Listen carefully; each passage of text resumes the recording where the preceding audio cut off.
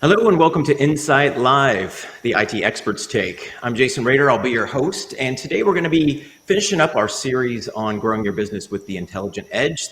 Today's topic is on security, and we've got some IT experts with us today. I'll let them introduce themselves. We've got Amal, Andy, and Victor. Victor, why don't you kick it off? Yeah, so I'm a network and security architect at Insight, and I handle, solving problems for customers ranging from network engineering on premises to cloud to compliance drivers, segmentation, all of the above, really, and then help to liaise with various other parties around the realm of expertise of IT security to stitch these projects together. Awesome, Andy. Yeah, I'm the yin to Victor's yang. So I'm the infrastructure architect or principal architect on the infrastructure side. So most of my day is spent making security holes for Victor to fix. Perfect. And Amal? Hi all, my name is Amol Asgalkar. I lead the Intelligent Edge strategy for Insight and help operationalize any workloads on the edge, making sure I follow the guidelines or the guardrails laid out by Jason and Victor, which I always fall out of, and then they have to get me back in.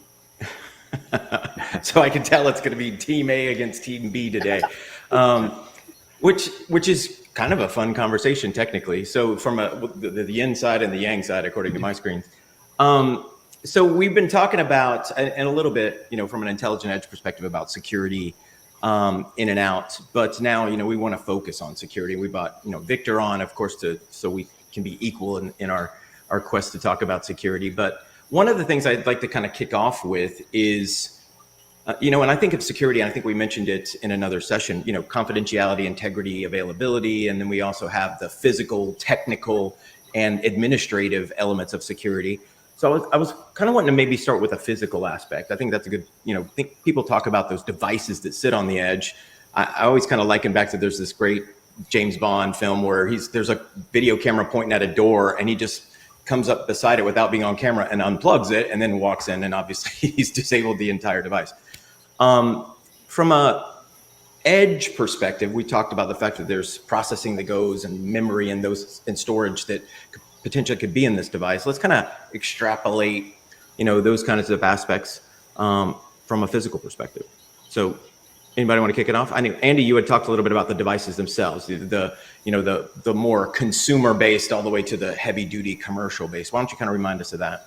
Well, and so it's an interesting conversation because the edge architecture isn't generally under lock and key. So your James Bond analogy is a good one. A lot of times they're in the back of a... Well, there's that standard Andy's headset switch. There we go. Yeah. Sorry. Hold on a second. Oh, right on time. Yeah. Yep, sure. Exactly. So the interesting thing though with those devices is they're in public spaces in some cases, in the back of a coffee shop. They might be on an oil rig exposed to the elements.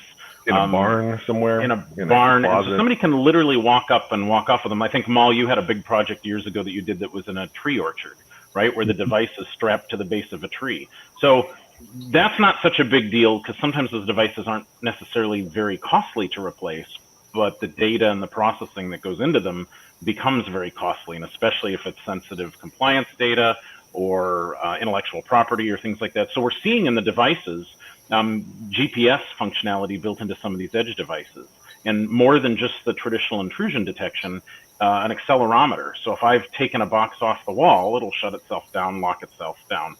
There's software solutions that'll actually crypto shred data where they'll actually encrypt the data and then throw away the keys. So if somebody goes and grabs a box off the wall and tries to use it, it's not going to work. And so that's a really interesting play at the edge to try to harden the boxes because they're not in a data center. They're not always in a network closet. And then you talk about your networking and power delivery options, Jason. This is where PoE and having not just a wall wart on the side of the wall that you can unplug, but having that come across to some sort of DC power or Ethernet, that starts to show up on a lot of these edge devices as well. Very hardened. So it's not just the hardware, though. There's proprietary data living on these devices, right? Sometimes. And depending on, right, it could be a model that was developed. It could be software that was developed. It could be healthcare or regulated data that's being stored temporarily or otherwise on the box. That's one of the things that first strikes me. Is I'm glad that there are some of these functions or features for shredding the box once the accelerometer goes off. That also makes my eye twitch from an operations standpoint, because I can't wait for that to unlocking them once they've been moved. Kicks tough, the right? wall, and then the nut shredded its SSD, and now we got to fly out to Kansas to reinstall it. So both Amal and I have one of these devices at home, and we've both experienced that box locking itself up, and then you've got to go through a whole bunch of steps to unlock it. So the operational side, this is one of Jason's comments last time, was appropriate security for appropriate risk.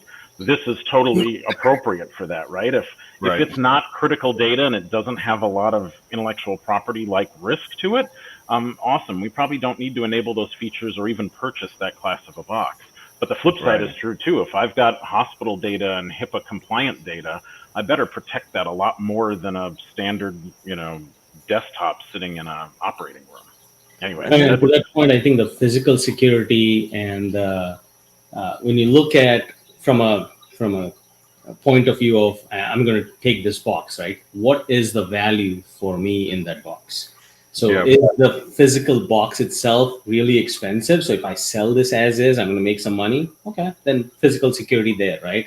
But I don't really care about the box. I can buy 10 of these, but data inside that box is really useful.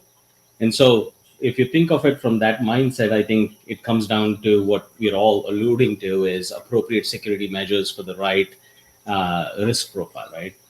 Yep. And Amal and I had a conversation before about this. Is what I'm talking about is hardware features that are in some of the hardware vendors, but we're also seeing software implementations where if I have a 3G, 4G, well, 3G is dead or supposedly dead, but 4G, 5G modems, I can actually write software to leverage the GPS functionality in the modem. And so to some degree, I can figure out if the box has been moved and in software disable things. And it's not super hard to pull a GPS attached to a modem on a box to figure out where I am.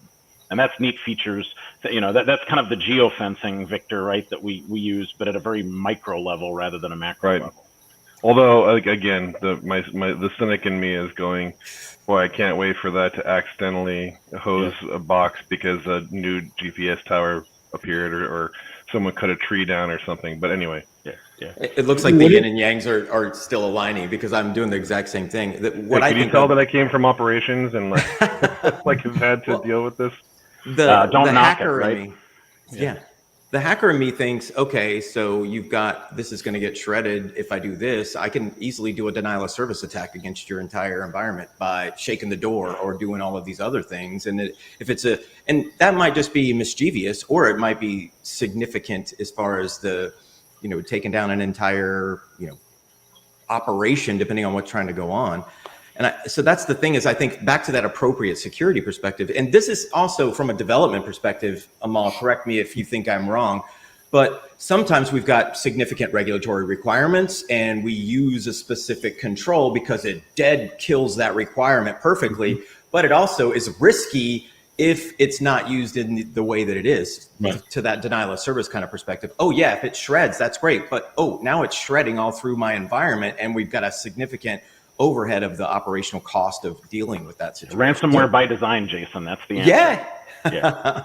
So I wasn't on the previous call, but I suppose you must have covered things like fleet management and en masse sort of how do you manage this when you've got 3,000 of them all over the place. And yeah, we talked about that briefly between Amal and I, that management at scale in the edge is a problem all over. But with security, it's an extra special problem. So it's not like we just had a log4j exploit that was advertised everywhere. And so if I've got thousands of these devices in hundreds of locations, how do I blast out that update quickly? Right. Yep, exactly.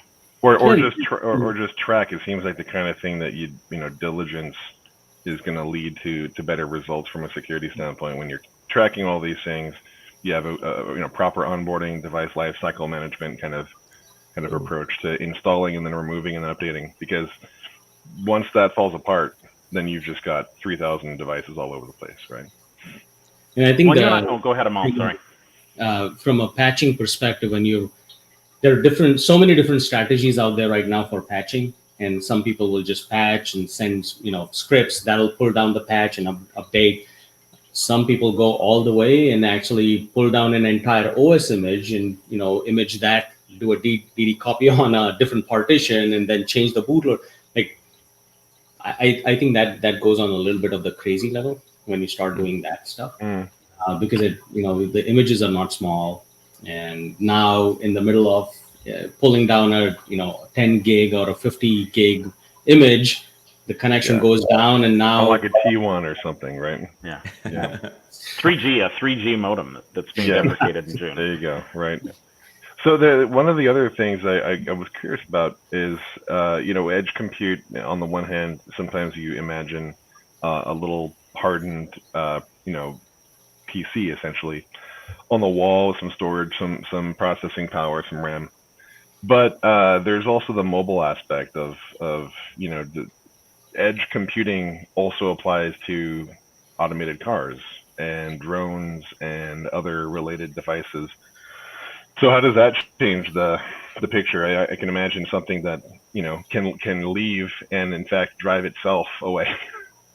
Yeah, well, that's where that GPS integration becomes kind of interesting. It's also where the DC power comes in. Is we're seeing purpose-built devices to run off of DC power in a hostile environment. We talked about that, I think, in the first session. But a lot of those mobile applications have a different form factor and different power delivery. But then it's also more important, what Amal's talking about, is being super efficient, because we may or may not have a good network signal. We may or may not have GPS coordinates if we're in a tunnel or something like that. So thinking through a mobile device's both physical security and management becomes really tricky. And back to that same question, sorry about that. For some reason, mine's doing the same thing. I think there's something with StreamYard. Anyway, because you said yin and yang, somehow you guys got connected. Oh, they changed. We're halfway across the country from each other. Now it's like this, right?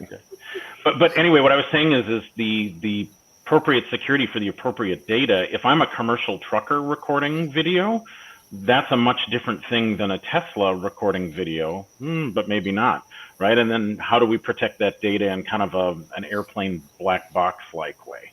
And that's going to become huge in the self-driving or assisted driving market. The legal aspects of that are going to be mind-boggling. So that's kind of where you're going with this, right, Victor? And again, that's one of them. Yeah. One of the things is we're talking about what happens when one of these disappears off of a wall somewhere. But when it's attached to a drone that is steering itself all over a forest valley, mapping something out, or taking, images and processing them locally, and then it hits a tree and it falls down and is lost somewhere and doesn't necessarily have any power anymore. To me, it's a much harder problem than this thing disappeared off the wall, right? Now we have no idea where this is. So we need to find my iPhone for these devices is what we need. So low jack. When there are inbuilt actions, right? Somebody moves this device, is gonna shred the disk. Done. But those actions actually need to be a little more customizable, because, like you said, Victor, somebody from operations comes in and moves it or drops it, and it detects like, oh my God, somebody's stealing me. Boom, gone. And like, no, you just fell down. Or I caught you before you fell down. My eyes twitching here as we talk about this, because it happened. So I think that those actions need to be customizable, and when that happens, rather than a knee-jerk reaction of, well, I moved, whoop, gone. Right? Well, to put this back in your camp too, Amal, the hardware isn't very customizable. The hardware vendors can do some of this with some low-level stuff, but it's not very customizable. More of this needs to be thought through by the development community and how we want to control this, because software is a bit more, totally more flexible. And can you talk to those hooks into the hardware? Or do you even need to? If I do this in a microservices container architecture, do I just shred the containers, right? Yeah. Like if I'm not in, this geofenced coordinate thing, maybe I wait 15 minutes and shred myself, or similar to the way that, phones after so many bad tries of login shred themselves. That's not easy, but easier to do in software. Well, it's definitely, I think, easy, because you don't want to, as long as whatever is valuable, right? Back to what is valuable in that machine. Is the machine itself valuable? Then software doesn't matter. I'm just going to take the machine because I can sell it. But if the software or the data is valuable, then if we can create silos within like containers and have data within those, so that if I need, I can just have a monitoring agent, something just go whoop, gone, everything's gone, and remove the images, I remove the containers running, everything, and it's clean, but the machine isn't dead, right?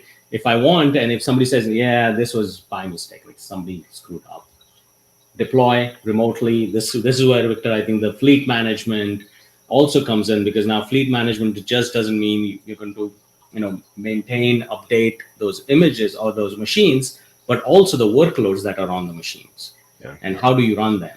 And so it becomes easier to like, yeah, that was a mistake, deploy again, and it brings it up to speed and everything's nice, golden.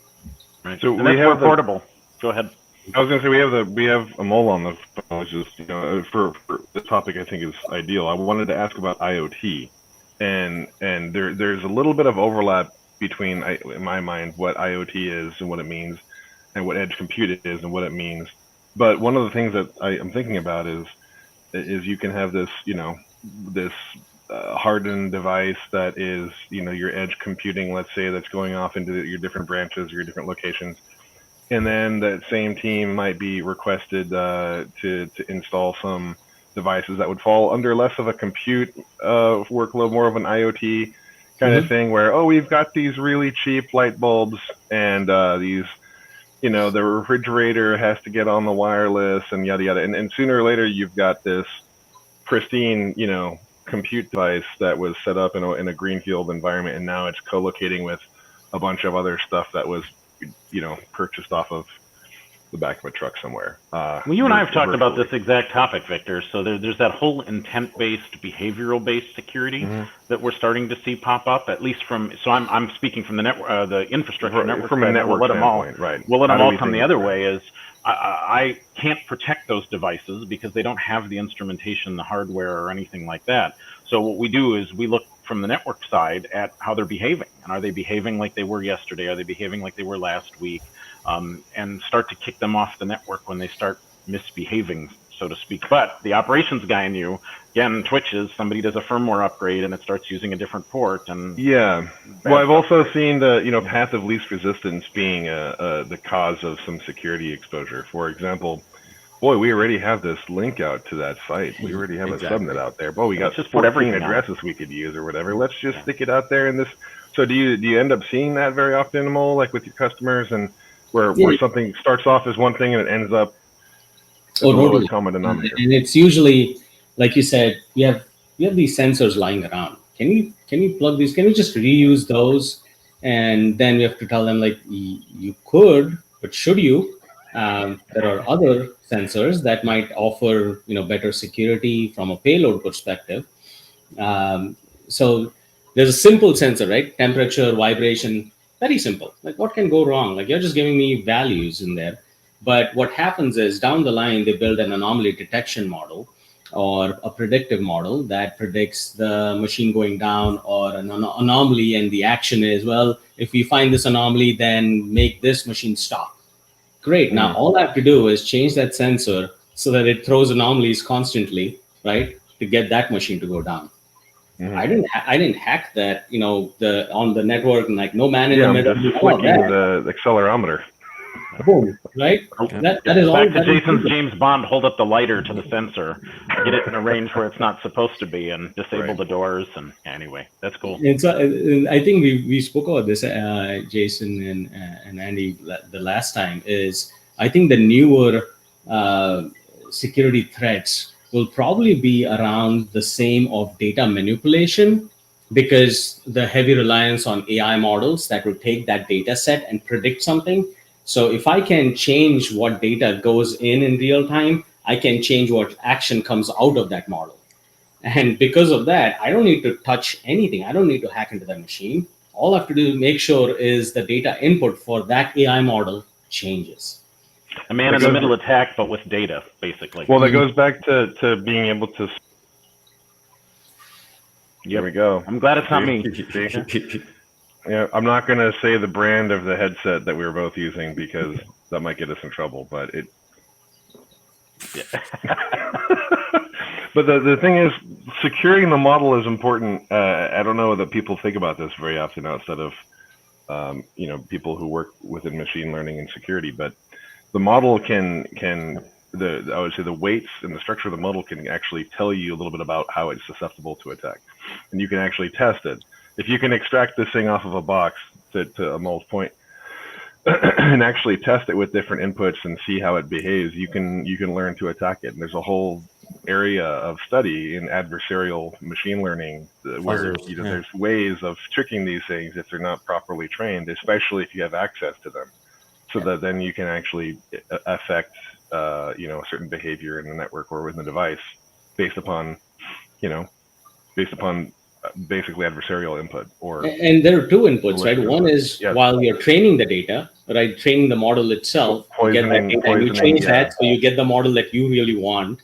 And then second data set poisoning and then targeted so introduce biases that you want, make the outcomes change. And then second is you actually change the data that is in real time, giving you outputs of that model and then using those as actionable insights.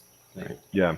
One of the things that, self-driving cars training routes and maybe just adding a few signs here or there, modifying the signs along the way, it points exactly to what you're saying is just start to pollute the data set a tiny bit and see what the results could be, right? So anyway. What if I covered up a stop sign? Would a Tesla recognize that he should stop? That's one of those things too. Or it's the other way around. It's like, is there something that isn't a stop sign that the model will see and think is a stop sign, right?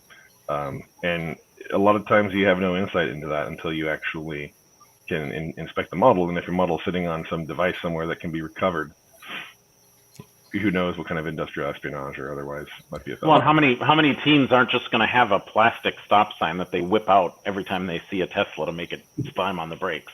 Right. If you're watching this, please don't do that. That would and you stop giving ideas. Well, so that kind of makes me think about like API security. The Log4j thing that just went down. I don't want to bring up a painful memory, but it makes me think of like open source libraries and APIs and things that are out there that a lot of people use. Would it be unheard of for, the yin side of this, Victor, for us to infiltrate the community, to plant the appropriate, calls into this open source initiative and then sit and wait and then be able to carry out objectives? I don't think that that's unheard of. No, probably not. It would depend on how much scrutiny is paid to the GitHub repo. If someone's like, "Yeah, pull a request, looks good to me," yeah.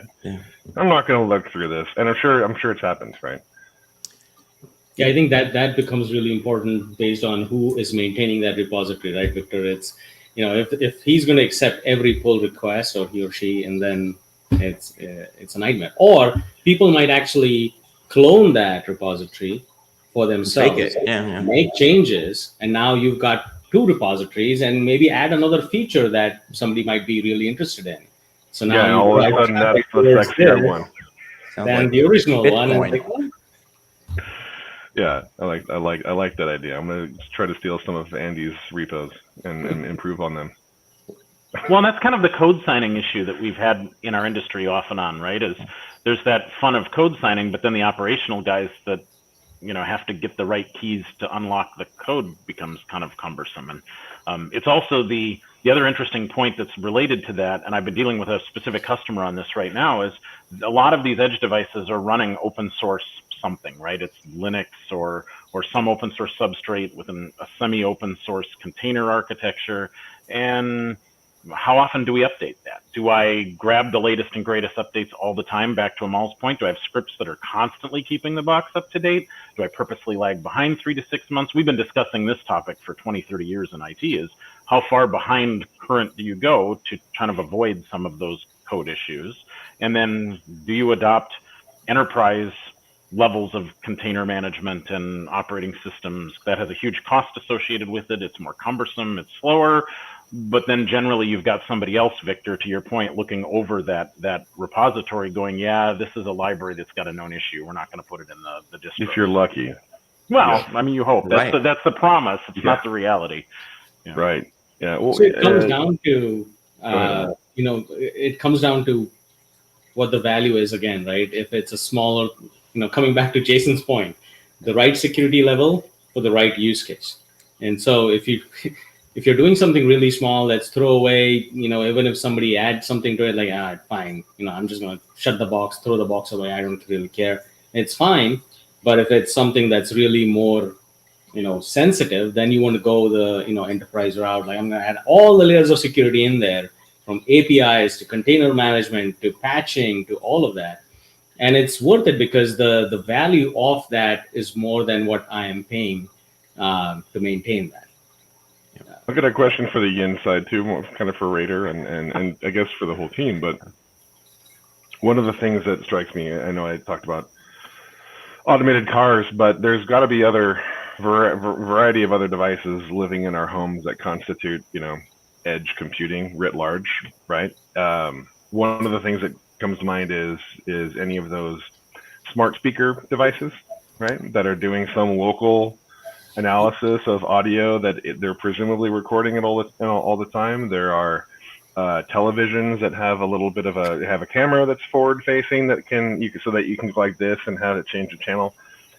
So there's a privacy issue here that is significant, I think, at least for me personally, and I think for regulatory reasons. Have we run into that in your travels, Amol, and Andy and Jason? I'm kind of curious about. So the interesting part is when you talk about privacy, it always comes up in computer vision use cases, right? Now using cameras to detect people, to understand if there is clustering, if there's loitering, if X, Y, Z, right? And then people get paranoid, like, oh my God, you have all of this video feed and you're running AI models on it. It's like, yes, but I anyways had video feeds because those cameras are still there. You are on private property, right? What I do with that feed, as long as I'm not detecting your face and then using that information to make sure that you are at a disadvantage. Okay, but whether I do something with that feed or not, that feed is still there. I am still recording that feed because you are on my property. There are signs that says security surveillance. You are being monitored. What about the other way around, Amol? What if there's a product that goes into someone's house that has the camera on it? Well, that just at that point is just pure hacking.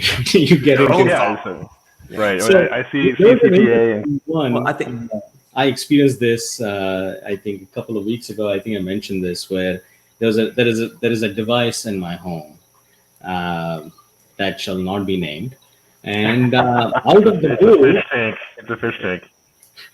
Out of the blue, it started to recite the alphabets. Freaked my wife out completely, and she blamed me because she knows I'm capable of doing something like this. And she's like, "What are you doing? You're trying to freak me out. Like I'm scared now." I was like, I did not do that. And at that point, I was scared. Like, how did that device and why would it start to recite the alphabet out of the blue? Nobody in the house, just us two. I'm like, oh. And I think, one of the other things about that, what you're talking about, Victor, and I think, first of all, I don't think it's been truly tested from a legal perspective. I think they design everything, of course, all of the home devices that are listening and want to respond.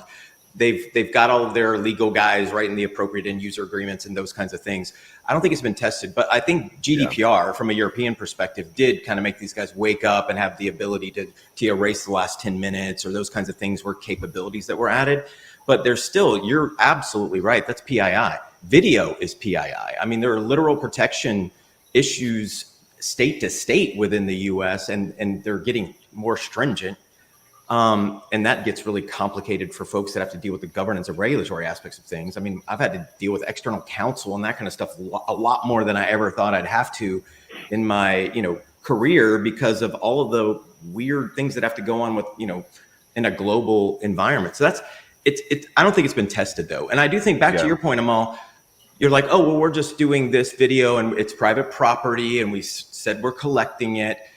But I think what if I can get that data that you had no intent and aggregate it, and then I can do evil stuff with it? How liable are you to protect it in the first place? You had good intent, but then there's massive repositories of that type of data that could be weaponized potentially. Yeah, reused later on. Yeah, right? that we haven't even thought about. And I guarantee if I can think about how to do it in my head, somebody else is already figuring Probably it out. already doing it. Right? Yeah, exactly. Yeah, and I think that boils down to having security around the IT security, right? Making sure those guardrails are already in place, because I don't think anybody will stop installing cameras and recording, video feeds, because it's for their security as well, especially in a corporate environment or stores or what have you, right? They need that. And now it comes back down to how do I secure my infrastructure, my data, so that nobody else can access that data. Because if I misuse it, then I'm responsible for it, right? I'm collecting it, I misuse it, somehow it gets out, I'm going to be responsible for that. But if somebody else accesses it, then I'm still responsible for it because I did not secure my own assets properly. When you bring up an interesting conversation, Amal, and Victor was talking about this with the whole rogue sensors. There's this knee-jerk reaction of, well, we'll just isolate those systems, right? We'll have them on a separate network. I come from a utility background, like we've talked about, that old SCADA system that's just off the network. Oh, that's secure. Well, we're seeing, though, exactly what you're talking about is legacy security systems that are on maybe their own network, but needing to feed data into a corporate repository, needing to feed data into an AI subsystem, or there becomes that ligature between networks. And so that old school, we're just going to keep the DVR and the surveillance system separate, that doesn't hold water anymore. And so then you really have to think through that, how do I protect these environments if they were sort of separate before? And I mean, to pull on that DVR thread, I've got a ton of customers that have old DVRs and security cameras. The security around those is terrible. Very few DVR vendors have any sort of compliance-like controls. And so if you're trying to use a legacy DVR and feed this kind of data, you're asking for trouble. Yeah. I think, I feel like we could probably go on forever talking about this, and we'll probably have to do this again for sure. But I do think we kind of have this good representation of the entire thought process that needs to go into Edge. There's the dev side, there's the infrastructure side, there's the operational security side, there's the governance and regulatory side. I mean, literally, so when we're talking about, well, make sure you think about this, it's, because I want to leave people with, well, what do I do? Now you guys told me, well, pretty much everything I do is going to be scary. But I think the point is when you design it, think of the app, the way that you've designed it from a patching and the operating system and the APIs and the, the way that it's deployed and utilized and the portability of it into, network infrastructure and segmentation and all those things to operationalization and literally how that stuff works and how it could potentially be misused to not work or misused to attack your infrastructure. It's an interesting thing. I think we have kind of the complete thought process going on here. I think it goes back to your appropriate security and controls for appropriate data. And as long as you can tell that story without your mute button going on again. I thought you were starting to go with, I'm going to give a really good tidbit right now. So pay my subscription fees if you want to hear it. Yeah, I was going to say there's going to be some edge compute that once it hears some DS, it just shuts down the. Well, actually, I know what it is. It's this specific headset has a proximity sensor, or whether it knows whether it's on my ear or not, and I must be moving my head just the right way to have it automatically mute. Oh, you and I both, buddy. Yep. Well, tune in next week for how to figure out your headset. Yeah, we'll be going over Bluetooth technology. No, but I think we're at a pretty good stopping point for this. What kind of advice, again, maybe from each of our areas, would we give to folks from a security perspective? Let's start with Amal. I think from a software containerization, edge compute, operationalization perspective, I keep going back to what you said, Jason. I think it's really important to understand what the ROI is for what you're building, and then apply the right security measures to it. And think about what if I lost this? How much will it cost me? Like, is it going to affect my business, or is it going to be a couple of hours of pain? Fine, I can replace it. Okay, boom, then that's fine. If it's something that is really sensitive, then start adding layers of security versus one product that just you throw at it and be like, now I'm secure, like that. So it's just one gate at that point. But if you have multiple gates and layered software security, then network security, then cloud security, and even in software, you've got, if you have microservices, securing those microservices, when do you secure those? If there are containers within the same virtual network and the data that's being passed over is not that sensitive, okay, you want that low latency, go ahead, but make sure you've got your other gates in there. So I always think of security as a layered approach rather than one big hammer that you throw at it and hopefully it'll save everyone. But that's my way of thinking from a software up perspective. When it gets to the networking, I'm clueless. So that is where Victor and Andrew will come in. Go ahead, Andy. Well, and Victor's, that's the perfect lead in. Is my advice is make sure you don't do this in a vacuum. So make sure you talk to the development DevOps teams and the people writing the code. Make sure you have requirements from your security folks on that side, and make sure you've got infrastructure in the room, because to fix or address a lot of the different security challenges, there's knobs and dials that we turn at all those different layers. So you're layered approach them all, but from an organization perspective, we see a lot of developers do this stuff in a vacuum, and then they just hand the code over to somebody to deploy, and that doesn't work. And you get a lot of infrastructure people that do the field of dreams. If we build it, they'll use it. That doesn't work either. And the security folks will set policy without talking to the other groups, and either the policies don't get followed or are ineffective. And so you can't do this in a vacuum. You need to have multiple facets in your organization talking about this kind of risk and ROI and benefit and all that jazz. Mr. Randall? Yeah, I would say I'm going to probably list the least sexy thing, right? And I actually just got an awful conversation yesterday about this with someone else. Diligence, operational diligence is a great way of producing positive security outcomes. When your kitchen is clean, it's easier to clean up a small mess. When your kitchen is full of messes, you just stop looking at them, right? And so it's hard to get there from a brownfield environment or from sometimes where you're standing, but actually paying attention to the operations and not doing deferred maintenance, updating documentation. Again, the least sexy stuff that any CIO is out there thinking about, or any director of IT is thinking about, is frequently the first thing that starts the snowball rolling of like, well, we'll just take a shortcut here. Well, we'll just, well, that one's not updated, so why bother updating this document, right? Seen it 1,000 times. And it's one of the unsung virtues of IT, I think, from a standpoint of how do you produce better outcomes? How do you actually secure infrastructure? Well, sure, you go through and you remediate any findings and stuff, but actually keeping things clean and having the resource allocation from an HR and from a management standpoint on diligence, on the upkeep, on maintaining these systems, not just because Amol and Andy are talking about deploying it, right? Deploying it, having all the different stakeholders involved, having them speak to requirements and expectations and stuff. I'm talking about the real life down the road. After a year, does it look like it's giving Victor eye twitching problems? Probably, right? Because best laid plans of mice and men won't withstand poor maintenance habits and stuff. So I try to harp on that because it's one of the first things that people forget about. Whiz bang gizmos come out, cool new technologies, and yet no one wants to update interface descriptions and the boring stuff, which actually, in the long run, promotes exactly what we're talking about, I think. Indirectly. Love it.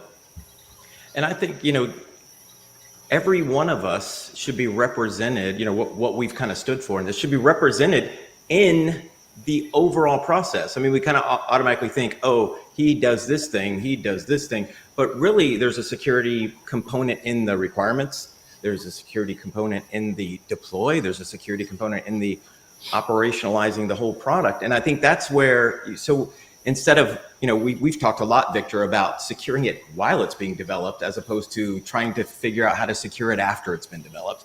So much on the front end, since this is focused on security needs to be involved at the very beginning of this as opposed to at the very end of it, because, you know, we've got the experience with eyes twitching to kind of help enlighten folks on the front end of this. And that lesson is way easier to swallow on the front end rather than on the back end after an event or a deployment that's literally got to be redone. Yeah, the word not du jour, but of the year, you know, shift left. Absolutely. Take that problem, figure out where it's coming from, and solve it upstream. Beautiful. Well, thank you guys. You rock. I think we've done a fantastic job. So now you guys are on the hook. We might be doing this again. But thanks everybody out there for joining us. If you want to know more about what we do at Insight, please visit us at solutions.insight.com and visit us again on Insight Live. Thanks, everyone. Thank you.